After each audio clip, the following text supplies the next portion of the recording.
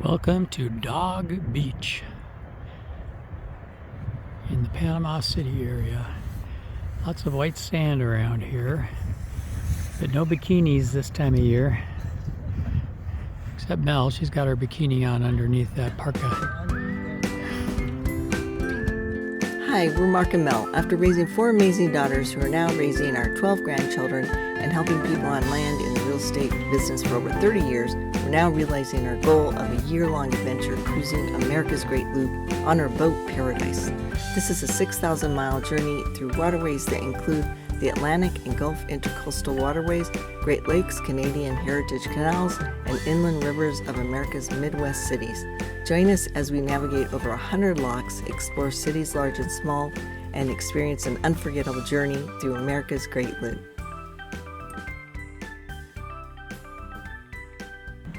This is like the softest sand around. It's like sugar.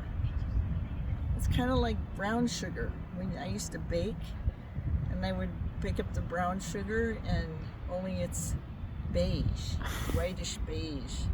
But that's what it feels like. I've just heard that in conversations, people saying they're going to St. Joe's. So but I haven't read anything like it's a great place to go visit. I haven't. Marina-wise, Port St. Joe, the only marina option is Point South with all brand new GFI electric. Oh. It's the only marina in St. Joe, Port St. Joe. But there's anchorage available there too. How far is that from here? 40 miles. Same as White City. White City's, they're about the same distance. Yeah. And White City is where they have that free dock. Oh, okay. No power, but it's a free dock and some good reviews. Let me look here. See how far it is from White City to Port St. Joe. It might be bike riding distance. They're very close together.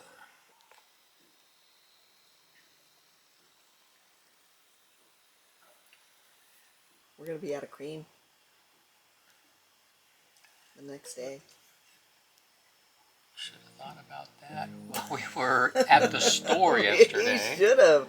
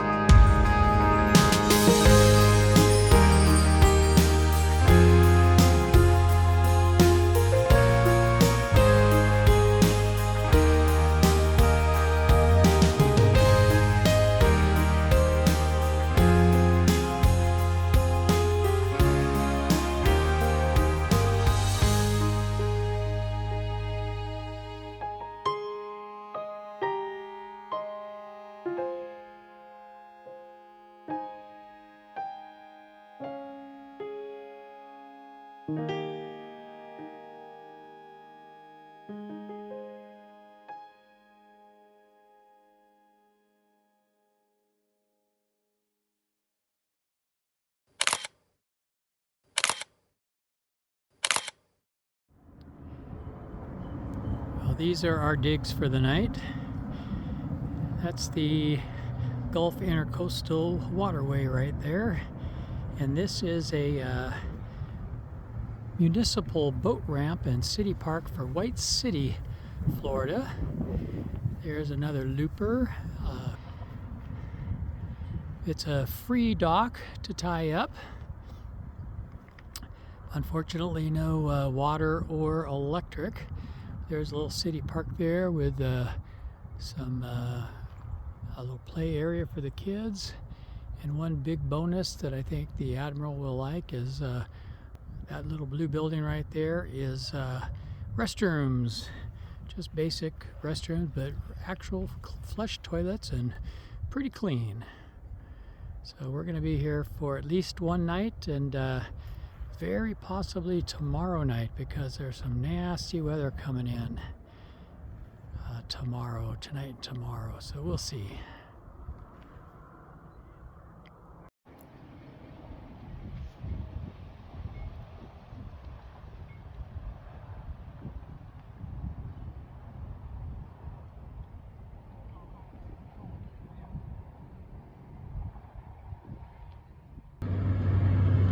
We were down below and we heard some sounds and came out a little late to see this quite large barge going by here at White City on the Gulf River Coastal this morning. It's the only commercial traffic we've seen along this stretch of the intercoastal since, gosh, well before Panama City even. So it's a good night's sleep here. Lots of light on these docks. Over there's a friend of ours from way back at the Logston Tug. They pulled up and we told them about this place, and they tied up on the dock there. But there's some awesome birds flying around here. There's even bald eagles. And you can hear the noise from that road up there. But they have really nice bathroom facilities. They have a place where you can wash fish off up there. Lots of boaters that are local boaters, I guess, coming in and out of here early in the morning to go fishing and hunting, but pretty quiet besides that road and very calm. So nice to be here while the wind's going to pick up today. Another day at White City. So we are tied up to the dock at White City, and we met some fishermen off the side here into the canal, local people that have a business that they do actually offshore fishing. There are a ton of duck hunters that shove off right here. They got a trailer ramp and they go like early in the morning sometimes, and some people, like right now it's about 2 p.m. at Friday, so maybe they're getting off work early or whatever, and they just love to get together with their friends and then go duck hunting or fishing. And so they take their boat off here. So it's fun to talk with the local people and to get to know this small town over here a little bit more. They have a little gas station up the way. You can easily walk to it. We rode our bikes there, maybe a couple blocks, through a couple of city, or not city, but residential streets. And, you know, the store owner has a lot of fishing items, bait, tackle, and then a small bit of food items you can get. And we heard it was really good pizza. So we tried their pizza, and it's really good. And no real provision around here. When we provisioned, we went into town, and we got a ride. We hitched a ride. Big shout out to also the South South Point. I'll put the correct spelling of the place right here. We stayed with them at a couple of their marinas. So we asked, hey, do you have anybody who, you know, can give us a ride for some money, because we need to provision up a little bit, and the only place we can go is St. Joe's, but we're over here. And we really didn't want to ride our bikes over the busy highway right there. You can go there, and we could have gotten that way. Could have taken the dinghy about 9 miles, but it was pretty windy and kind of rough when you went out of the channel. So we really didn't want to do that either. They were kind enough to come over. They had a few minutes. They picked us up and said, hey, we'll take you back once you go shopping, and go ahead and walk around the town. It's just one, you know, couple blocks worth of streets in the downtown St. Joe Port St. Joe. And it's just the cutest little town. It is so cute. That's one of those places where I told Mark, I could live here. I could live here. And I went into a coffee shop and a bakery. They had a little place they get local baked goods. And I got a blueberry muffin that was so good.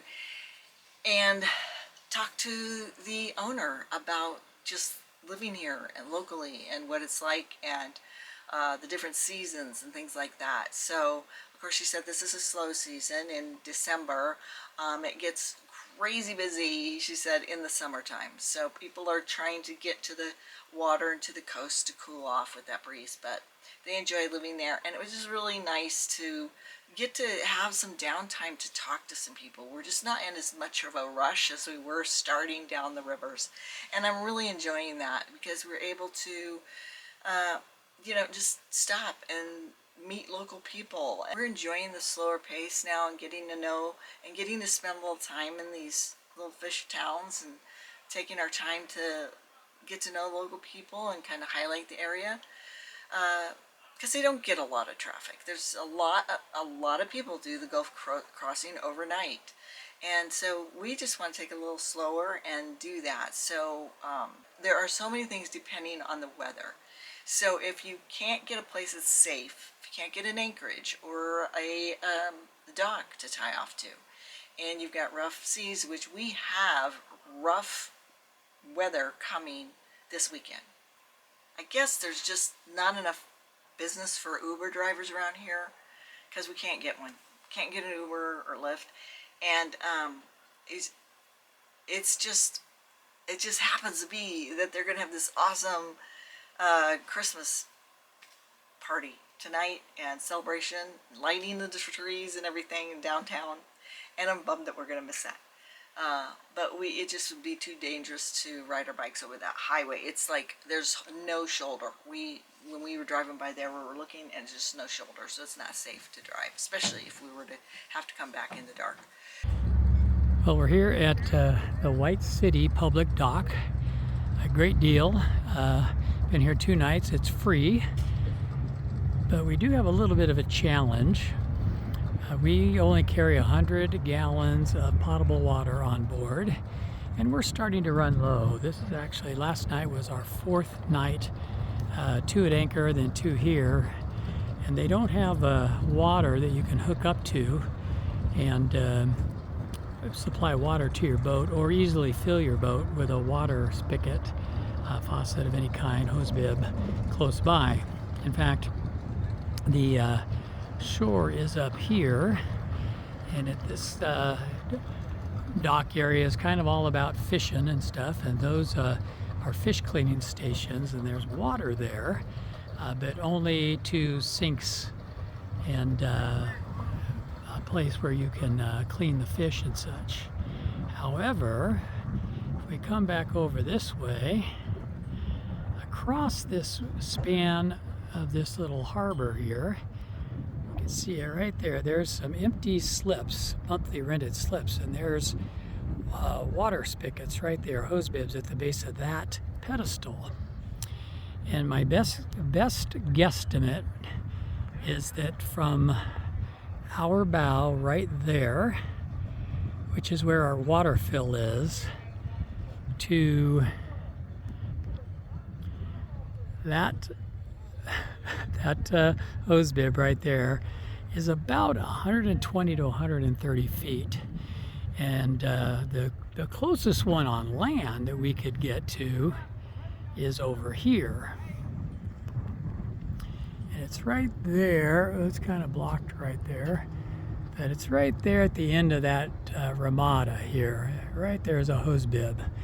That probably adds another 75 to 100 feet, so that's probably not practical. So we've got about 120, 130 feet to span, I think. And what we're contemplating is putting multiple hoses together. We have 125 feet of hoses total on board. This is just regular garden hose. And we can see if that'll reach from the bow of our boat there to that over there. If that doesn't, our neighboring loopers can, we haven't talked to them yet about this, but they might be able to loan us their water hose, or one of their water hoses if they've got one. They're willing to loan us to cover the span. But otherwise, the only other option is to walk all the way from the boat all the way to shore, and then all the way over to that hose bib with a jerry can, which we don't have, by the way. We'd have to borrow that from somebody as well, and say 2.5 typical size for jerry cans people carry on boats, maybe 5 gallons. Then carry it all the way back over to the boat for probably a max of 5 gallons each trip. I think it'd be much easier overall to get that hose stretched across there if we can reach it, and just turn that valve on over there. Well, there's our dock neighbor Neil, and he's manning the hose bib there, and we've got the hose. There's our water filter. We don't want to put dirty water in our boats. Comes down. I brought it over in the dinghy, and we have it stretched across this little harbor here. And there's Mel over on the bow of our boat, holding it in the water fill on our boat to fill. We've got to put in about 75 gallons of water. And then while we're at it, we're going to hand it over to Neil and Jody over there. They can fill their water tank. Let's zoom in on Mel there. There she is. This is going to take a good 5 minutes or better. Get her, get her, get her. Nope. Come on, you got him. Go get her. Go get her. Watch it, watch it, watch it. We have an otter playing in the water. There he is.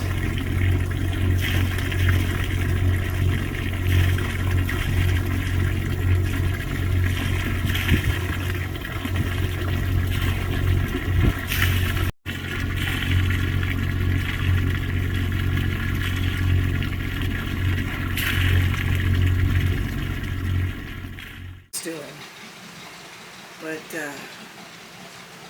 there's like a small little boat dragging it behind into this little area that's pretty darn shallow. It is raining like cats and dogs out.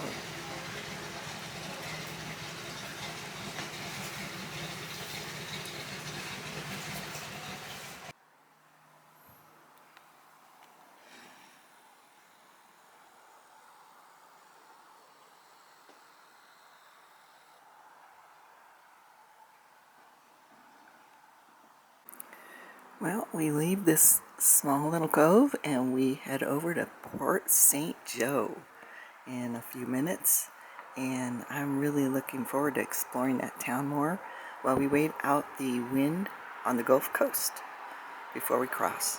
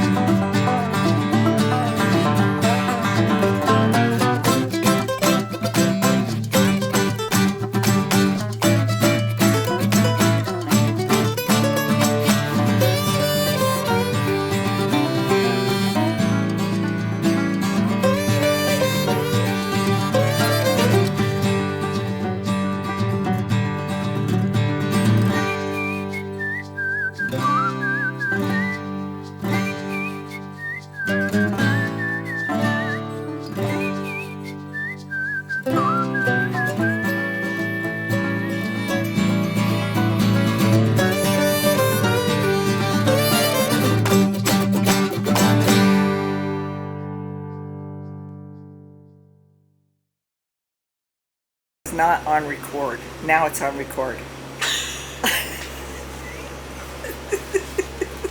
So At least you have the basics down. yeah. So we're only like 9 miles from Port St. Joe, but you go from the Intercoastal Waterway where we were in White City. You go through this canal, Gulf County Canal, and then it takes you to Port St. Joe and the Gulf of Mexico, basically. But and it's not very far. It's only like 9 miles, but the time changes, right? It's a different time zone, yeah. It's odd. Even though it's the same state, both in Florida, the central and eastern time zone kind of cut off most of the panhandle. Most of the panhandle of Florida is in the central time zone, but right around this area, and in fact I think it's the actual line is the intercoastal that we just came off of, is the line between eastern and central time. Because when we were on that side of the channel, which is where we stayed for the last several days, our phones said central time, but when we came over to St. Joe a couple days ago, it switched us to eastern time, which is interesting because we went further west than we did east. Right. Very confusing. Kind of confusing, but excited to go explore Port St. Joe because we just got a quick car ride over there for a part, and then we were able to stay and enjoy all the restaurants, all the local spots. So it'll be really fun to take a break before we go out and anchor again. We had 7 days, 6 nights with no marina, no power and water. Two of them were on an anchor in the Panama City area, and then 4 nights at the White City public boat dock that we just stayed at, which was nice. And fortunately, we were able to refill our water, which was getting really low because we only have 100 gallons total. We refilled our water. In fact, our neighbors parked right in front of us. They refilled their tank too while we were at it. Yeah, that was really helpful. So yeah, thank you, White City. We could not have stayed there without that. We would have had to get out of there with one less night there had we not refilled. I don't think we would have had enough. Yeah. So thank you to White City for that. It's a great little spot, little safe harbor cove, so that we could stay out of the wind and the rain.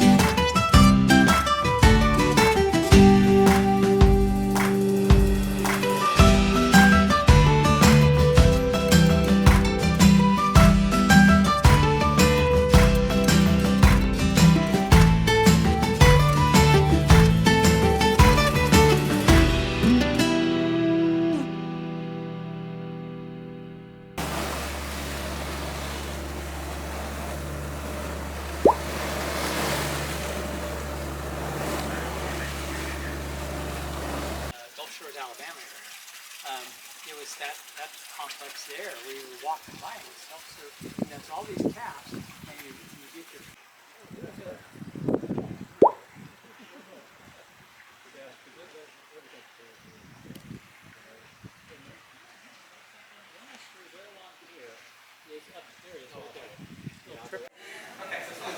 Where are we? Joe Mama Pizza. Mama's Pizza. Starting with a little warm bread.